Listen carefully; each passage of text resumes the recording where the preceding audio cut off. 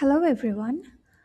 আজকে আমরা আলোচনা করব আইএলটিএস রিডিং এর one of the most confusing question type list of headings নিয়ে। অনেক স্টুডেন্টের ক্ষেত্রেই এই কোয়েশ্চেন টাইপটি খুবই ডিফিকাল্ট মনে হয়, but to be honest proper method use করতে পারলে লিস্ট অফ হেডিংস সলভ করা খুবই ইজি। আই হোপ আজকের ভিডিওতে আপনারা বুঝতে পারবেন যে লিস্ট অফ হেডিংস আসলে কী চায় অ্যান্ড কীভাবে কারেক্ট হেডিং চুজ করবেন উইদাউট গেসিং। So first, আমরা একটা টেস্ট চুজ করব on our portal oneielts. I'll go for the Cambridge 13 test 1.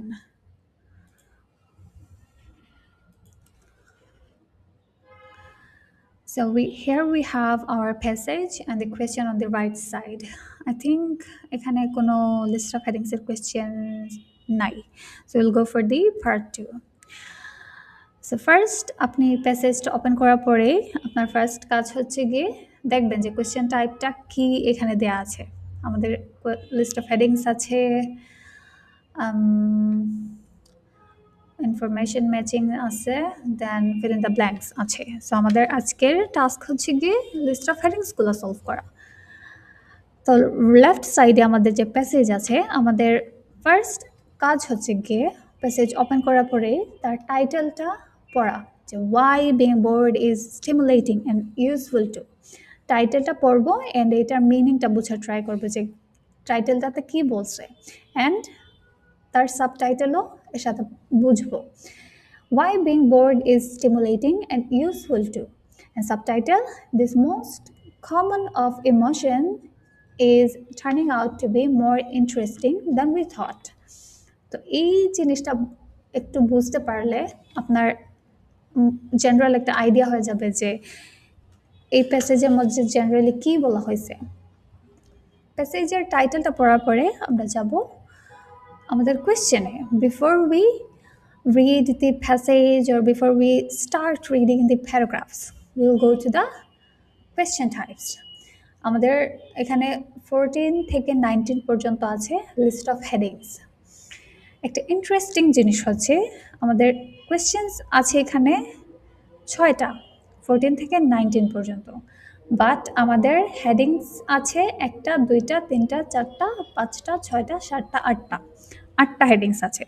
That means আমাদেরকে 2টা এক্সট্রা হেডিং দেওয়া হয়েছে, বিকজ এক্সামিনার চায় যে আপনি একটু কনফিউজ হয়ে যান।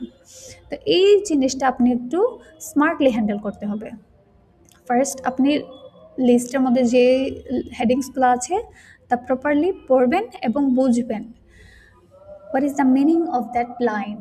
Age groups most affected by boredom, a potential danger arising from boredom. Each and every headings আপনাকে বুঝতে হবে যে কোন লাইনে কি চাইছে এক্স্যাক্টলি। তো আফটার আপনি এই জেনারেল আইডিয়া নিয়ে নেবেন, 8টা হেডিংসের আপনার একটা জেনারেল আইডিয়া থাকবে।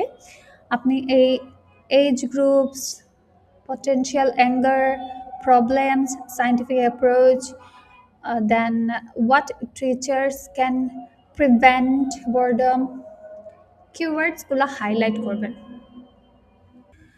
আচ্ছা, সো কোয়েশ্চেন 14 to 19 আমাদের হেডিংসগুলো পড়ার পরে হেডিংসে যে কিওয়ার্ডসগুলো আছে বা কোন হেডিংসে কী চেয়েছে এই জিনিসটা আমাদের আইডিয়া নেওয়ার পরে আমরা ডিরেক্টলি চলে যাব আমাদের প্যাসেজে। প্যাসেজে আমাদের ফার্স্ট প্যারাটা পড়া শুরু করব। We all know how it feels, it's impossible to keep your mind on anything, time stretches out and all the things you could do seem equally unlikely to make you feel better.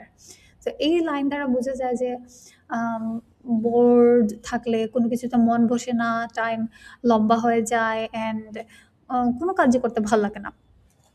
First line থেকে আমরা এই প্যারার তেমন কোনো একটা overview বা কোনো মূল বিষয়বস্তুটা বুঝতে পারিনি। সো আমরা নেক্সট লাইনটা পড়ব। But defining boredom so that it can be studied in the lab has prove difficult.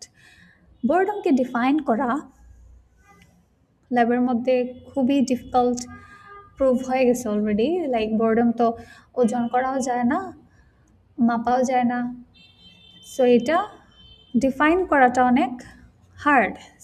সায়েন্টিস্টদের জন্য।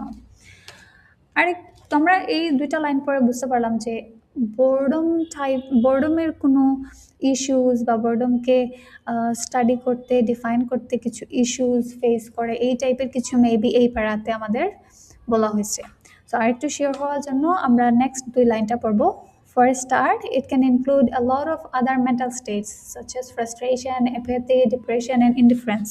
There isn't even agreement over whether boredom is always low energy, flat kind of emotion, or whether feeling agitated and restless counts as boredom too.